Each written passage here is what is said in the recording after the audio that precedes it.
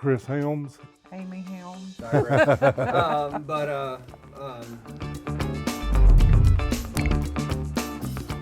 How was the home search process for you guys?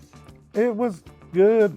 At first, we were just kind of looking. Our house we lived in was owned by her dad. Okay. And he signed it over to us, which instead of us paying him rent, we paid the mortgage. Right, exactly.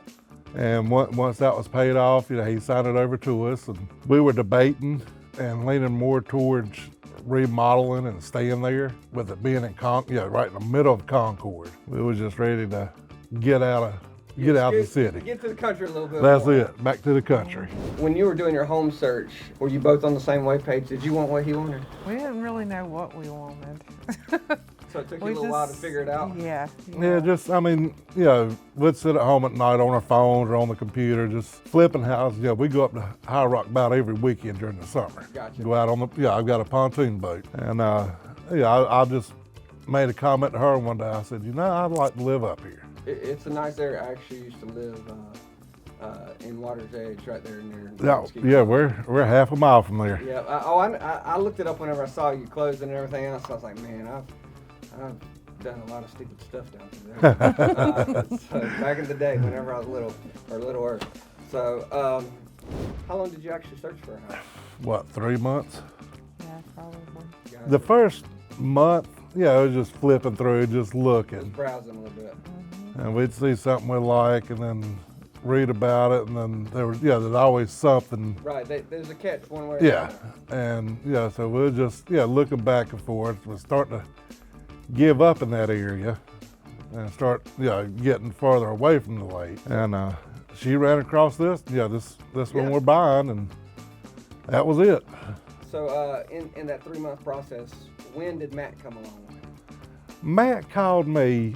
I went on y'all's website just to see what y'all had listed. Yep. And Matt called me, and and it was during the day. I was working, kind of busy. And he called me and said, he was wanting to talk, and asked me if it was a good time. I told him I was busy, and he said he'd call me back later. Yep. He never pressured me. He never called me and aggravated me. He may wait.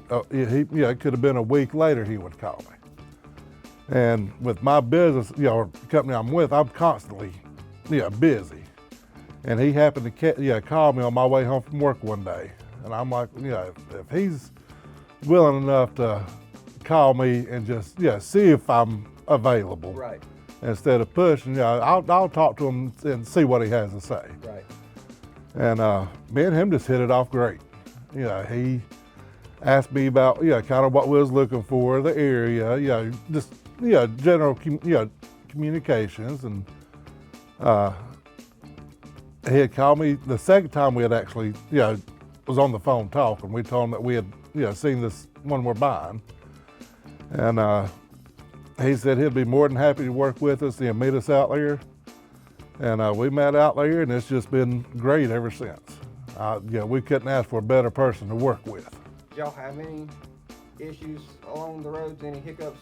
As far as this transaction, everything went great, just as smooth. This was the part that I was dreading, is the process. Right. I had a lot of questions. Amy would come to me at night and ask me questions that I couldn't answer, and I'd pick up the phone 7:30, 8 o'clock at night and text Matt or call him, and every time I'd call him, I'd apologize. Man, I hate to call you so late. Oh no, he never once even made me feel like I was aggravating him. He was honest with us. If I had a question and he didn't have the answer for it within a short time, I got that phone call. he would call me. He'd call me back with the answer. It was just no matter what it was or what happened or whatever. Matt was there, and he was on top of everything the whole time. Awesome. That's awesome. If you were somebody who was hesitant of thinking about buying a house right now, what would you tell somebody? Because they want to listen to the public. They don't want to listen to us really. Honestly, I would tell them to call Matt. I mean, I'm not trying to make Matt sound big and great, which he is, but I mean just the whole process in general. was just easy, smooth. Grew up in the construction industry, done work for a lot of realtors, and this was just one of the easiest, smoothest deals, of this magnitude. Right. Yeah. Because I know you're going to have hiccups and things come up, and we had some issues with selling our house with the people we sold it with, and I would call Matt and say, hey, this is going on.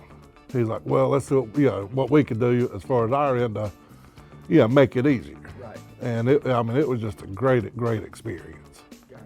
Well, that's awesome to hear. If we did speak with, I have spoken with a couple different realtors whenever we were first looking. Right. And I just didn't feel the vibe. The only thing I got from them was push. Let's go. Let's run it by. Yeah. Let's jump in it and get it done. I just didn't. There just wasn't the feeling there to where a comfortable feeling. Right. Yeah. Instead of like feeling. they had their best interest. Right. I felt like they were in it for the money. Mm-hmm. Where Matt, I know he's in it for the money, but he was there on a personal level too. Gotcha. Not only as our realtor, but as a friend. Gotcha. Did you have any problems with your home inspection or the loan process or anything like that? No, all that went good. Went real good. Matt set set the home inspection. We got a new roof on the house, which they put. They were doing that this morning. So he negotiated a new roof with you? With Yeah, the offer? with the offer. He negotiated the roof and a couple other things he's negotiated for us. And which some things kind of surprised him that the owners agreed with. So, but it worked out great. Yeah, we can take it if we can get it. That's it. I'm not out to take advantage of somebody, but If you can ask and they say okay, then exactly. Everybody's happy at the closing table. That's a win for everybody. That's it. What's your next step on your home purchase? Doing a little bit of remodel, just some stuff that needs to be, normal maintenance. Like I said, they put whenever we were leaving, they was finishing up the roof.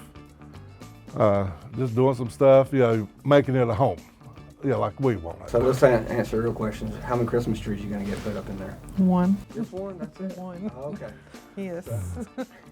And it's small. Hey, it doesn't matter as long as they something up. That's right. Is this gonna be like your forever home or is this just Yep. like the next stop? No, this Yeah. is the forever home. Okay, so it was a big deal to be able to purchase. Yeah, it was. Like I said, we've been back and forth for years, just talking about it. We'll get a little urge to look online at houses, and then, I know a couple years ago the house market jumped way up, went crazy, and that kind of made my decision to just stay where we're at and remodel.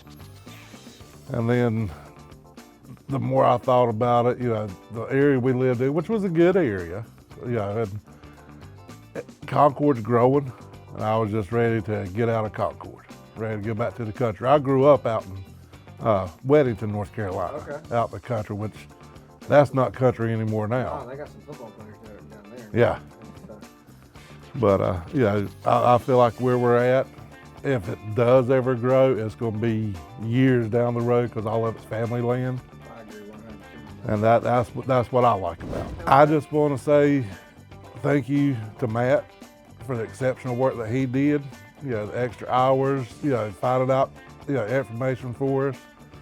The things with Mantle, with paperwork and all, it just went extra smooth.